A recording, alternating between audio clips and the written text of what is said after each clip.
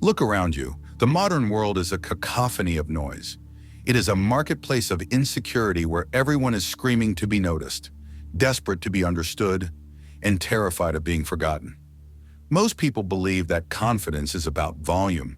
They think it requires dominance, loud assertions, and the constant need to prove they are right.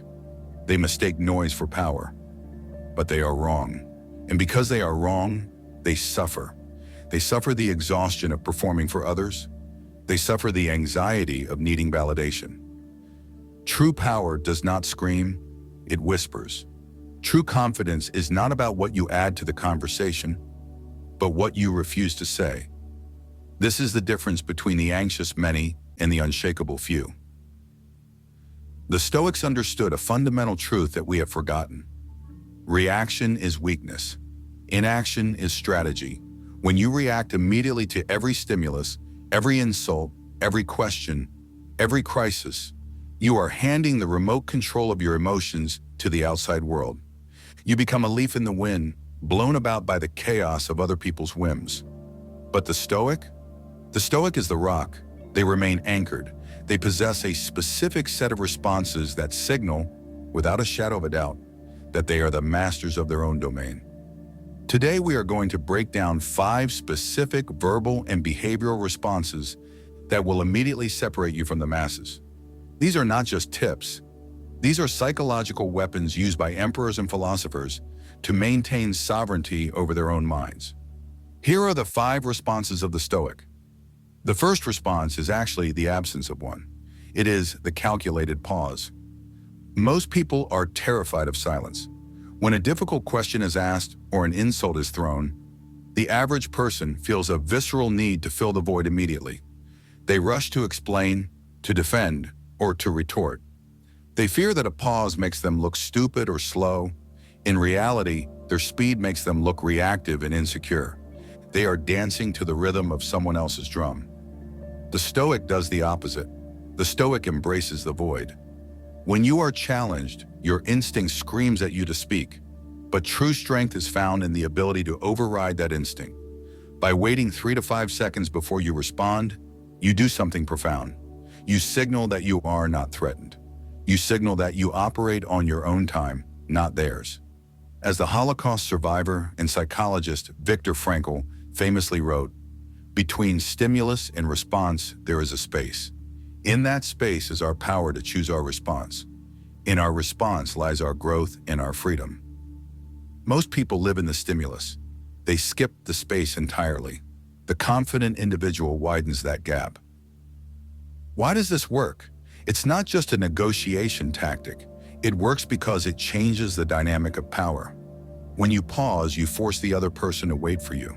In that silence, their confidence wavers, and your authority grows. You are not pausing because you are confused. You are pausing because you are deliberating. Next time someone tries to rattle you, do not jump. Stay grounded. Look them in the eye. Let the silence hang in the air like a heavy weight. Let your presence radiate control. Only speak when the words are ready. Precision is power. The second response is for when you face disrespect, criticism, or mockery.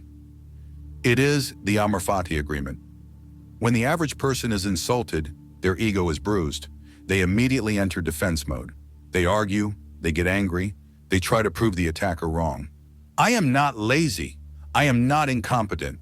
By defending yourself against an insult, you validate it. You show that the arrow pierced your armor. The Stoic, however, cannot be humiliated because the Stoic has no ego to defend. They do not fight this insult. They absorb it and rob it of its power. The Stoic philosopher Epictetus was born a slave. He carried a limp from a broken leg. He knew pain and mockery intimately. His advice for dealing with insults is legendary. If anyone tells you that a certain person speaks ill of you, do not make excuses about what is said of you, but answer, "He was ignorant of my other faults, else he would not have mentioned these alone." Think about the brilliance of that. By agreeing with the insult and even amplifying it, you disarm your opponent completely. You are saying, "Is that all you have? I know I am flawed. Your words cannot hurt me because I have nothing to hide." This is the ultimate bridge to confidence. We fear insults because we fear being exposed as imperfect. But when you embrace your imperfections, you become bulletproof. You are not agreeing because you are weak. You are agreeing because your self-worth is unshakable. You are taking the weapon out of their hands and inspecting it with a smile. This requires a virtue that most lack: radical humility. When you stop fighting to protect a false image of perfection, you gain an essence of invincibility. You become like water. You cannot be broken, only displaced, and you always return to your level. The third response is the hallmark of true intelligence. It is the unapologetic, "I don't know." In our culture, ignorance is treated like a sin. The insecure person feels they must have an opinion on everything: politics, economics, the weather. When asked something they don't understand, they fake it. They nod along, terrified of looking uninformed. They add to the chaos with half-baked opinions. The Stoic knows that wisdom is not about knowing everything. It is about knowing the limits of your knowledge. The Oracle of Delphi named Socrates the wisest man in Athens. Why? Not because he knew the answers, but because, as he said, "I know that I know nothing." Admitting ignorance is usually seen as a weakness. But in a room full of people pretending to be experts, the person who calmly says, "I don't know enough about that to have an opinion," instantly commands respect. It shows that you value truth over appearance. It shows that your ego is not tied to being the smartest person in the room. This response liberates you. Imagine the relief of dropping the heavy mask of omniscience. When you admit you don't know, you open the door to learning. You move from the fragility of pretending to the solidity of reality. There is a quiet dignity in the admission of ignorance.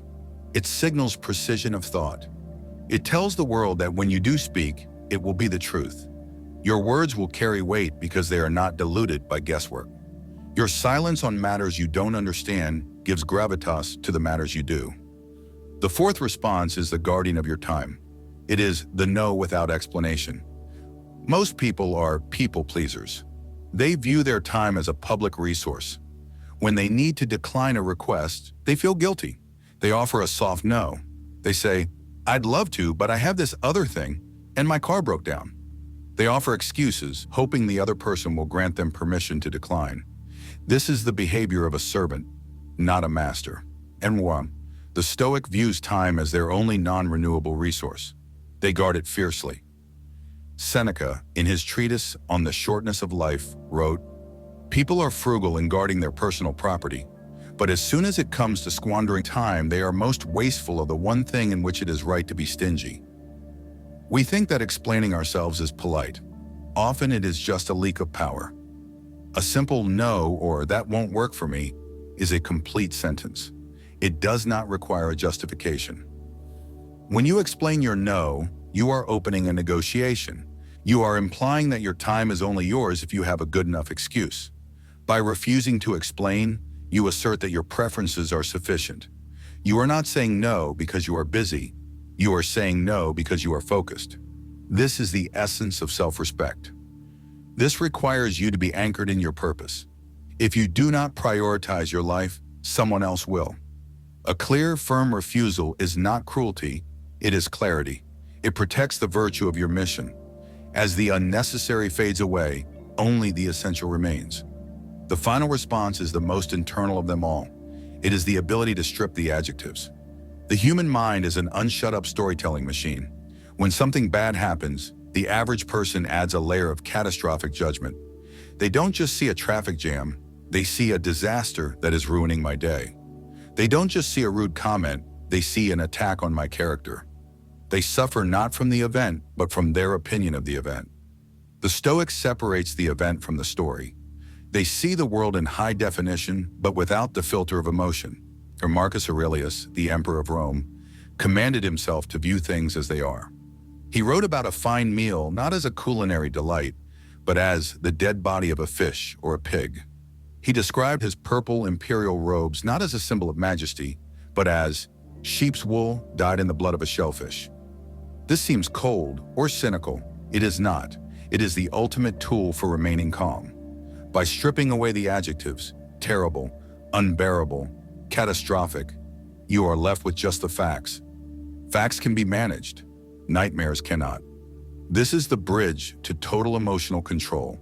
You are refusing to let the external world dictate your internal state. You are telling your mind, stick to the facts. Instead of saying this person is humiliating me, say this person is making sounds with their mouth. Instead of saying I have lost a fortune, say my bank balance is now X. When you strip the adjectives, you strip the fear. You remain unshakable because you are dealing with reality, not a nightmare of your own creation. You see the transient nature of problems. You realize that the chaos is only in your mind. The event itself is neutral. You are the judge and you can choose to dismiss the case.